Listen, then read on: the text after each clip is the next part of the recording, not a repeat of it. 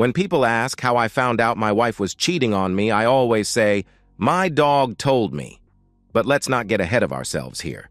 I was married to Susie for 4 years when I discovered she was cheating.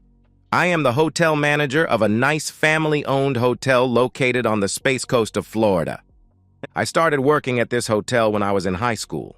Now, 12 years later, I run the place. I love it. My dream is to one day own a hotel just like this. I met my wife Susie while I was in junior college, taking classes in hotel management. She was studying secretarial science. We dated a year, then married. She got a job working for an engineering company that builds things that go to the International Space Station. We bought a house and decided to put off having kids for a few years. Our house has a big backyard, and I wanted a dog. Susie liked dogs, so there were no objections from her, but she let me know in no uncertain terms it would be my dog. She would play with it, but I would be responsible for its care. I made it known at work that I was in the market for a dog, and one of my employees said he had the perfect pet for me. His female mini schnauzer had given birth to a litter of puppies, and he was selling them. He went on and on about how this breed would be perfect for me. I decided to have a look, and one day when the pups were weaned, I followed him to his house. There in his backyard sat his wife playing with 5 little 8-week-old pups. They were all busy wrestling with each other and did not seem to pay me any attention. That is, until this one little black puppy saw me. He left his brothers and sisters and came directly to me. He cried until I picked him up. I played with him for a few minutes, then sat him down. He was not having it. He cried until I picked him up again. "Looks like he picked you," said my friend's wife. That settled it. I bought the little fellow and took him home with me. I played with him that evening and then made him a bed on the patio. That did not work. He cried and howled until I had to let him inside the house. He slept on one of my old shirts next to the bed for a few months. Then, when he was old enough to jump up on the bed, he slept at my feet. My wife was moving up at work. She was made executive assistant to the CEO of the company. This guy, Paul Jennings, is not only the CEO, but he is an engineer and is the head of the design department. He's about 50 years old and married with 3 kids, ages 7, 10, and 12 years old. He married late in life to the daughter of the founder of the company. That guy is dead now, and Paul's wife is the sole owner. This company has made millions working with NASA, developing all sorts of tools and devices that go into space. Now they are working on the Moon Project. That's what Susie goes on and on about. Paul is so smart. He will be remembered in history like Einstein. I doubt it. Paul is a graduate of the University of Florida and a big fan and supporter of the football team. I had seen his office when I attended a Christmas party held at the company. He was definitely a big fan of Florida football. Everything he had in that office came from the fan shop at the university. Back to how I caught my wife cheating. I came home from work one day and went to find Cisco. That's my dog, named after the head of the space station on the series Deep Space Nine, the Cisco. He likes playing in the backyard sometimes during the day, and I had installed a doggy door so he could come and go as he liked.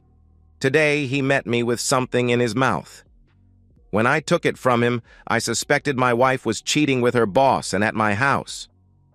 What Cisco had brought me was a pair of University of Florida boxer shorts. They were blue with little orange alligators all over them. Shit. I love Susie, but I am not going to put up with a cheater. But what if there is some logical explanation? Or maybe she has a clever lie prepared about how Paul's underwear ended up in Cisco's possession. I need to make sure before I make a big mistake. At the hotel, we have cameras everywhere. The lobby, the halls, the beach area, and the parking lot are all covered, so not only our guests can feel safe, but it limits our liability.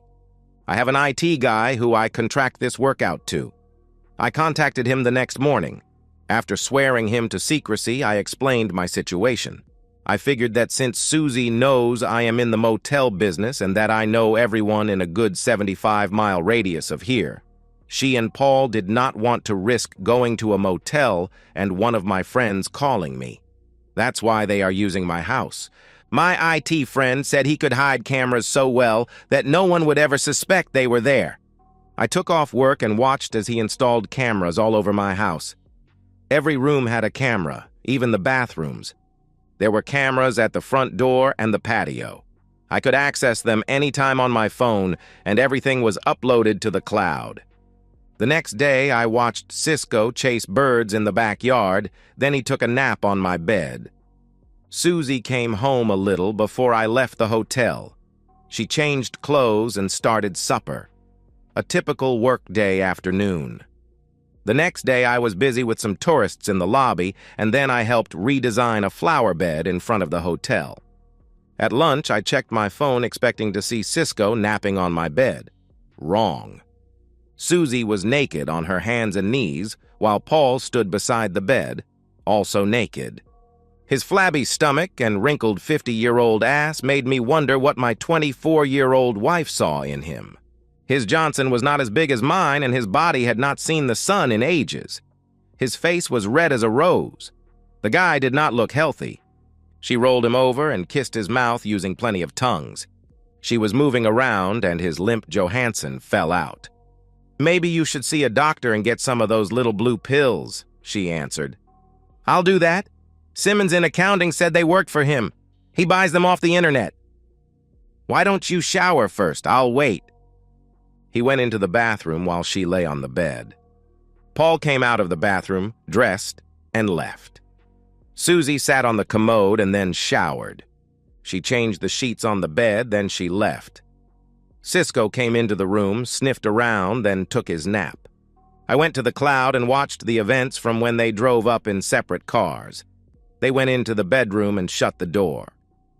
"Did you ever find my boxers? I know that dog took them," he asked. "No, but don't worry.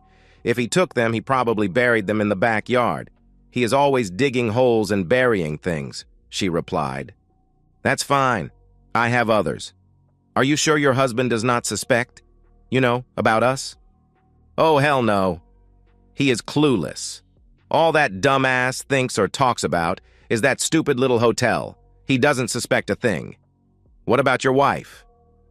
"About the same. That cold bitch talks about the kids and what they did that day from the time I get home until we go to bed. We never make love anymore, and rarely do I even get a goodnight kiss. That's what makes what we have so special. No one is the wiser and no one gets hurt." They proceeded to get undressed, and she got on the bed. I watched again as I thought about what I was going to do. Susie is obliviously not in love with the guy. It is not his size, and he does not make her climax. So why is she doing this? I waited and watched for 2 more weeks while I got everything lined up for my great escape. This seems to be a Monday and Thursday thing with them. Why? I do not know and really don't care. It was the next week that I saw him go into the bathroom before they started. He swallowed a blue pill. His performance was not that much better, but he did it twice before calling it quits. After 2 weeks, I had enough footage on video to put my plan into action. I took off Thursday and waited around the corner from my house. Right on time, they showed up. When I saw Paul take the blue pill and then get naked, I pulled up in front of my house. By the time I walked into my bedroom, Susie was on her hands and knees sucking. "Why don't you two stop what you are doing and come into the living room? We need to talk." Susie screamed and tried to cover herself. I guess she thought I was going to take a picture. She would find out in a few minutes it was way too late to be worried about that. Paul turned away and did not say a word. I waited about 5 minutes for them to get dressed and then come into the living room. I could hear muttered voices but could not make out what they were saying. When they walked in, I was sitting in the only chair. That meant they had to sit on the couch together facing the television. I hit play on the remote. There on the 75-inch flat screen was a compilation of the last 3 weeks that I had recorded. I thought I had done a good job with the editing, and the quality was very good also. You could hear every grunt and scream. After about 2 minutes, Susie asked me to stop it. I pushed stop then eject. I took the disc out and handed it to Paul. "This one I made for you. Susie, yours is on the dining room table. I have the original, And there are no more copies, I assure you. Paul, I am willing to sell you the original if you like. How much? Was all he said. $500,000. That's outrageous, he replied. I think it's cheap. If your wife got a copy of this, she would divorce you. Her alimony would be what? $25,000 or $30,000 a month? And child support for 3 kids? Another $10,000 a month? You're a millionaire, Paul. The courts would look at your last 3 years' income and may even order you to pay more. But then your wife owns the company, right? You may be out of a job. $500,000 is cheap considering all the problems I could cause you. Where is he going to get that kind of money? Susie is thinking of him, not our marriage. Paul has that and more squirreled away. Right, Paul? In those NASA contracts, there are hammers for the space station that cost $10,000. Those same hammers cost $10 at Home Depot. He never answered my question. When do you want the money? I guess he does not want to talk about the price of hammers either. Within 2 days, wire it to this account. I handed him wiring instructions. Call it consulting fees on the moon project. I laughed. Can I trust you to give me the original and that there are no more copies? You'll have to trust me, but I assure you after I get the money, neither you nor Susie will ever see me again. Jimmy, Susie screamed, let me explain. I'm going back to the office. I will tell everyone that you called in sick. He turned to me. I am going to trust you to keep your word. I will, I replied. We did not shake hands. As he turned to leave, I did notice that the little blue pill was still working. Jimmy let me explain. Please? There is no love between Paul and me. Paul is a great man, a great inventor. History will remember him as such. I just want to be part of it somehow, like a royal mistress to a king. That's all. You better hope Paul wires the money. If not, the queen is going to find out about the royal mistress. When that happens, the mistress gets her head chopped off. I called Cisco, and we left for the motel. I already had my suitcases packed and a room reserved for us. We are a pet-friendly hotel. I waited until Paul wired the money, and then one evening I sent my IT friend to the house to retrieve the cameras. Susie acted surprised. Where did she and Paul, those great intellects, think I got the video? My friend who sold me Cisco agreed to board him for a week, and I left for a country in South America that most Americans are afraid to visit. There, on a bad road, I found the 30-room hotel to be just like it was advertised on the internet. The owner had died and his elderly wife wanted to sell. She was asking what amounted to about $300,000 for it. I thought it to be underpriced, and I paid her the asking price. It was just what I had dreamed about. I flew back to the States, and in 2 weeks, Cisco and I had set up housekeeping in my hotel on the beach. I started advertising in Europe, and within a month I had reservations coming in. 2 months later, we welcomed our first guests. Cisco and I enjoyed living there. We took walks on the beach in the early morning, played in the hotel pool in the late afternoon, and learned to speak a little Spanish. One morning, Cisco was supervising me cleaning the pool when I received a call on my radio that I was needed at the front desk. It sounded urgent, so Cisco and I hurried to the lobby. There stood Susie with a suitcase and a carry-on bag. I imagine you are surprised to see me. I am. Leave your bags here and follow me, please. I led her into the now empty restaurant. Breakfast was over and our guests were all out on the beach. I motioned for my cook to bring us both a coffee, then looked at Susie. So? No. Good to see you, or maybe, how have you been? Nothing at all? Why are you here, Susie? Jimmy, you know I never stopped loving you. Even after I divorced you for abandoning me, that was Paul's idea. I still love you. Speaking of old Paul, how are you guys? Still going to the moon? I asked. Paul's dead, Jimmy. What happened? Did this wife catch you two together and shoot him? I promise I kept my word. If she found out, it was not from me. Paul and I were at our house. He took too many blue pills and had a heart attack. The doctor said with his heart condition he should never have been taking those pills. Anyway, I had to call 911 and... Long story short, his wife found out and fired me.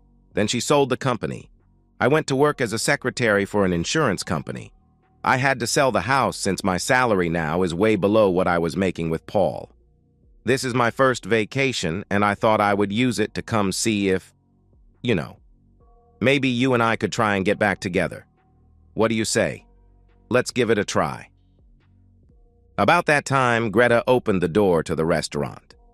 Let me explain what Susie is looking at. Greta is German. She stands about 5'8" tall and has blonde hair and blue eyes. She has on a see-through beach cover-up and the bottoms of a black thong bikini, but no top. Both she and her friend Ingrid, who could pass as her twin, have been guests here at the hotel for the past 5 months. She told me she hates the cold weather in Berlin. Greta is what some people call a Nepo baby. Trust fund baby. I call her my spoiled rich girlfriend. And yeah, Ingrid and her sleep with me. But before I go any further, I want you to know that I have no illusions about Greta and me. One day in the not-too-distant future, she will get tired of the sun, the beach, or maybe me. She and Ingrid will pack up and fly off. I will never see them again. That is what happened with the Swedish girl before them and the French divorcee before her. Understand? There you are. Ingrid and I have been looking all over for you. We are ready for that snorkeling trip to the reef you promised us. I looked back at Susie. I believe we are full this week, but check at the front desk and they will find you a room at another hotel in town. Jose will give you a ride. Have a good life. I stood and Greta moved into my arms and kissed my lips. Who is that alte Frau? Someone looking for a meal ticket. Meal ticket? I am not familiar with that term. Not important, I replied. Ingrid met us in the lobby with Cisco, and we walked to the beach. I carried Cisco through the breakers to the boat. He loves to ride. I never saw Susie again. And so, we've reached the end of today's story. Was it what you expected, or did it take a twist you didn't see coming? I'm curious to hear your thoughts. Share them in the comments below, and let's get a conversation going. If this story kept you hooked, make sure to hit that like button. And if you're new here or just haven't subscribed yet, now's the perfect time to join our community. I bring you fresh, captivating stories every day, so click that subscribe button and turn on notifications so you never miss out. Thanks for watching, and I'll see you in the next one.